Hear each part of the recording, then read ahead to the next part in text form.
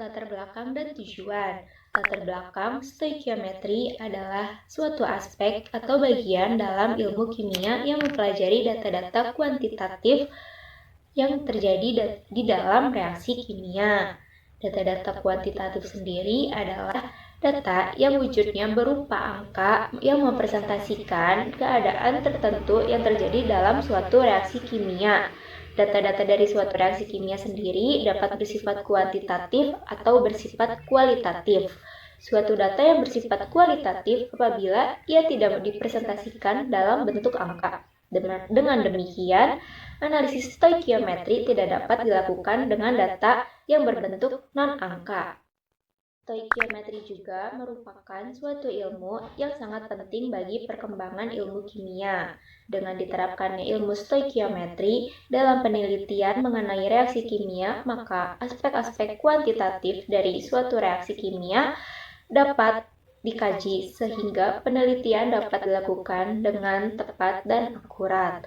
Keakuratan terhadap hasil penelitian merupakan suatu hal yang penting karena dapat meminimalkan kesalahan yang terjadi dalam suatu penelitian. Dari semua hitungan stoikiometri adalah pengetahuan tentang massa atom dan massa molekul. Pengetahuan tentang stoikiometri sangat penting dalam merencanakan suatu eksperimen maupun dalam industri nantinya, di mana kita dapat mencampurkan atau mereaksikan zat reaksi dalam jumlah yang sesuai dan kita dapat memperkirakan jumlah produk yang dihasilkan. Jumlah zat kimia yang dinyatakan dalam mol dalam perhitungan kimia satuan mol digunakan untuk satuan jumlah, sedangkan massa suatu zat mol yang dinyatakan dalam gram disebut massa molar, yang dalam gram sama banyak dengan bobot molekul dalam satuan massa atom. Suatu persamaan kimia meringkas sejumlah besar informasi mengenai senyawa yang terlibat dalam reaksi. Persamaan tersebut bukanlah sekedar pernyataan kualitatif yang menguraikan senyawa-senyawa yang terlibat. Proses membuat perhitungan yang didasarkan pada rumus-rumus dan persamaan-persamaan berimbang dirujuk sebagai stoikiometri. Adapun tujuan dari praktikum ini adalah mahasiswa mampu memahami dan mengetahui reaksi-reaksi yang terjadi pada berbagai larutan. Saya akan mempresentasikan tentang teori dasar yang digunakan dalam laporan praktikum stoikiometri reaksi kimia. Perbandingan stoikiometri reaksi sangat penting dalam mengamati keberlangsungan suatu reaksi kimia. Pengamatan yang umum dilakukan pada suatu reaksi kimia antara lain perubahan temperatur, jumlah produk reaksi, pH larutan, dan warna larutan. Salah satu metode yang umum digunakan untuk menentukan stoikiometri adalah metode JOB atau metode variasi kontinu. Prinsip metode ini adalah pengukuran perubahan sifat fisik dalam suatu reaksi pada jumlah mol masing-masing reaksi bervariasi, tetapi dengan jumlah mol total reaksi tetap. Perubahan sifat fisik yang dapat diamati dalam suatu reaksi kimia antara lain perubahan temperatur, massa, volume, pH larutan, dan daya serap. Perubahan fisik tersebut sangat tergantung pada jumlah mol reaksi yang digunakan dalam percobaan.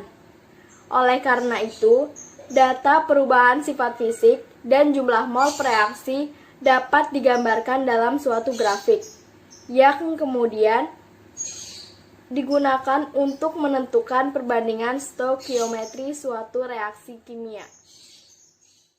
Saya akan menjelaskan alat dan bahan apa saja yang digunakan dalam praktikum stoikiometri reaksi kimia.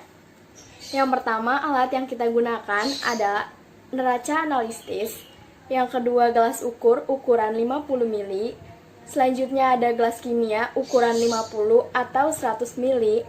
Selanjutnya ada tabung reaksi, kaca arloji, spatula dan spatula kaca, serta termometer. Selanjutnya, bahan yang digunakan dalam praktikum stokiometri reaksi kimia, yaitu larutan timbal 2 asetat dengan konsentrasi 0,1 molar. Selanjutnya ada larutan Ki 0,1 molar, larutan NaOH 1 molar, larutan HCl 1 molar, larutan H2SO4 1 molar, larutan CuSO4 1 molar, dan larutan NaOH 2 molar. Saya akan menjelaskan prosedur pelaksanaan. Dimulai dari acara 1, yaitu reaksi larutan timbal 2 asetat. Pertama, 1 buah tabung reaksi kosong dimasukkan ke dalam gelas kimia 100 ml. Kemudian, letakkan di atas neraca analitis dan nolkan beratnya atau yang biasa kita sebut dengan tara atau tar. Ke dalam tabung reaksi tersebut, tuangkan hati-hati 2 ml larutan timbal 2 asetat dengan konsentrasi 0,1 molar. Kemudian catat beratnya. Ketiga, lakukan hal yang sama seperti tahap A. Kemudian tabung reaksi diisi dengan 2 ml larutan Ki dengan konsentrasi 0,1 molar dan kemudian catat beratnya. Keempat, larutan timbal 2 asetat pada tahap B dituangkan ke dalam tabung reaksi yang berisi larutan Ki pada tahap C. Tabung reaksi tetap berada di atas neraca analitis. Kelima, catat perubahan berat hasil reaksi. Apakah diamati adanya perubahan berat setelah penambahan timbal 2 asetat ke dalam larutan Ki? Apakah berat larutan campuran lebih besar dari jumlah total berat larutan timbal 2 asetat dan Ki sebelum direaksikan? Jika ada, maka hitung berat produk reaksi hasil percobaan dengan cara berat produk percobaan sama dengan berat larutan campuran dikurang berat larutan timbal 2 asetat dengan konsentrasi 0,1 molar ditambah berat larutan Ki. Keenam, hitung berat teoritis produk reaksi dan reaksi 2 ml timbal 2 asetat dan 2 ml larutan Ki. Kemudian, hitung persen hasil dengan menggunakan rumus di atas. Langkah ini diabaikan karena kita sedang mengalami work from home. Selanjutnya, acara 2, yaitu reaksi larutan CuSO4 dan NaOH. Pertama, larutan NaOH dengan konsentrasi 1 molar sebanyak 50 ml dituangkan ke dalam gelas kimia 100 ml, kemudian ukur temperaturnya. Kedua, larutan CuSO4 dengan konsentrasi 1 molar sebanyak 10 ml dituangkan ke dalam gelas kimia 50 ml, kemudian ukur temperaturnya. Ketiga, larutan CuSO4 dengan konsentrasi 1 molar kemudian dituangkan ke dalam larutan NaOH dengan konsentrasi 1 molar sambil diaduk dan ukur temperatur campuran tersebut. Yang keempat, ulangi tahap A hingga C dengan komposisi larutan sebagai berikut. Tabel dapat dilihat pada gambar di samping. Yang kelima, buat grafik T atau perubahan temperatur terhadap volume NaOH dengan T sama dengan Ta dikurang Tm, di mana Tm merupakan suhu campuran dan Ta merupakan suhu awal setiap larutan. Yang terakhir, reaksi asam basa. Larutan NaOH 1 mol sebanyak 5 ml dituangkan ke dalam gelas kimia 50 ml, kemudian ukur suhunya. Larutan HCl sebanyak 25 ml dituangkan ke dalam gelas kimia 50 ml, kemudian ukur temperaturnya. Larutan NaOH 1 mol dituangkan ke dalam larutan HCl 1 mol sambil diaduk dan ukur temperatur campuran tersebut. Ulangi tahap A hingga C dengan komposisi larutan sebagai berikut. Buat grafik perubahan temperatur dan lakukan percobaan seperti di atas untuk sistem NaOH 1 mol dan H2SO4 1 mol. Jelaskan tentang hasil pengamatan beserta pembahasannya dari laporan praktikum yang berjudul Stoikiometri Reaksi Kimia. Reaksi larutan yang pertama, reaksi larutan timbal 2 asetat dengan potasium iodida. Yang kedua, ada hasil reaksi larutan dari tembaga 2 sulfat dengan natrium hidroksida. Yang ketiga, ada hasil reaksi larutan asam basa. Berikut adalah tabel dari hasil pengamatan yang pertama, yaitu timbal 2 asetat dengan potasium iodida. Selanjutnya, ada tabel hasil pengamatan dari reaksi tembaga 2 sulfat dengan natrium hidroksida. Dan yang terakhir, ada tabel dari hasil reaksi larutan asam basa.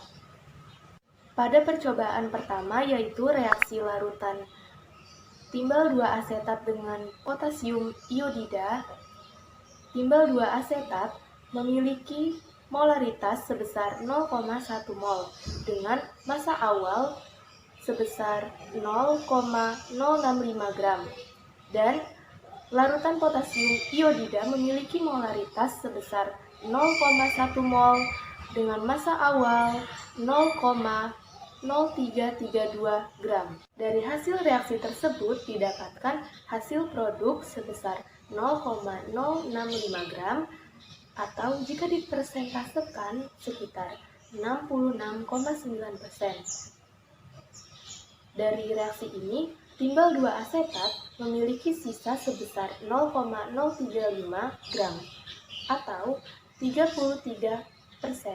Ini disebabkan karena adanya reaktan yang menguap atau menghilang. Selanjutnya, hasil reaksi dari CuSO4 dengan NaOH didapatkan satu kali tidak ada perubahan suhu karena tidak adanya penambahan reaktan CuSO4, dan 4 kali terjadi perubahan suhu yang disebabkan oleh faktor reaksi endoterm maupun eksoterm. Reaksi endoterm di sini, NaOH menerima panas, dan reaksi endoterm pada reaksi ini, CuSO4 menerima panas dan NaOH melepas panas. Reaksi dari larutan asam basa. Senyawa basa yang digunakan yaitu NaOH dan senyawa asam yang digunakan yaitu HCl. Dari 3 kali percobaan didapatkan hasil yang sama, yaitu terjadinya perubahan suhu akibat adanya faktor reaksi endoterm. Jadi, menurut kelompok kami, kesimpulan dari praktikum stoikiometri reaksi kimia itu adalah perubahan suhu, warna, endapan dapat terjadi jika 2 zat dicampurkan. Pada stoikiometri sistem perubahan temperatur dipengaruhi oleh besarnya volume campuran. Dan pada stoikiometri asam basa, perubahan suhu tidak dipengaruhi oleh volume.